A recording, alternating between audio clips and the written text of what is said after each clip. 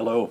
I want to add my welcome to all of you who've gathered to do this work today in this workshop, the hard and holy and ultimately liberating work of considering how it is that we're called to join together to dismantle institutional racism as it shows up in our lives individually, as it shows up in the structures of society, as it shows up in the church.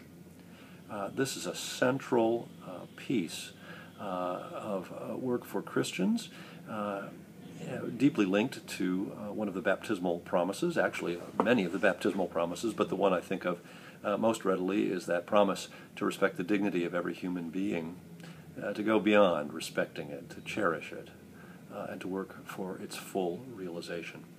Michelle Alexander makes the claim that it is perfectly legal today to discriminate against felons in much the same way that it was once legal to discriminate against African Americans in this country. Once you're labeled a felon, you're denied many benefits that are available to other Americans. The right to vote, food stamps, other public benefits are simply denied to you. It's quite legal to deny those benefits to convicted offenders.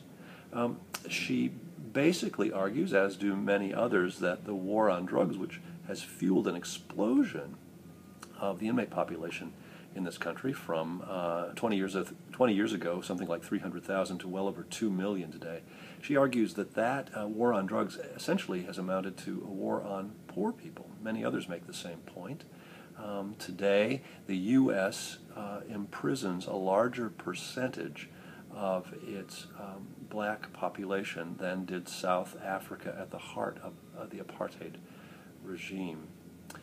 Michelle's ultimate point is that we have, far from ending the system of racial caste in this country, we have simply redesigned it in new terms. This is an enormously complex issue. The penal justice system itself contains almost unimaginable complexities, social structures, but for Christians, surely people of faith, those who would follow the Lord Jesus Christ, who did not, after all, avoid the penal justice system of his own time, surely followers of Christ pledged to respect the dignity of every human being, we must engage this work.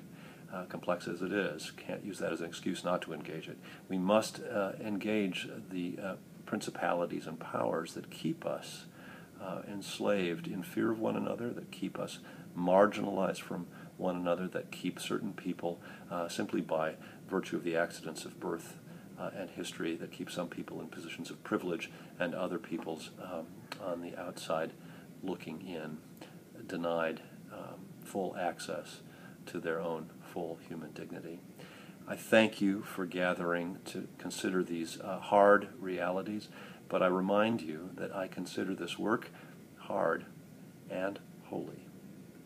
It's the work of following Christ in the complexities and the challenges of the real world we really live in.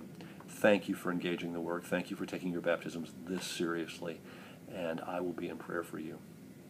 Bye.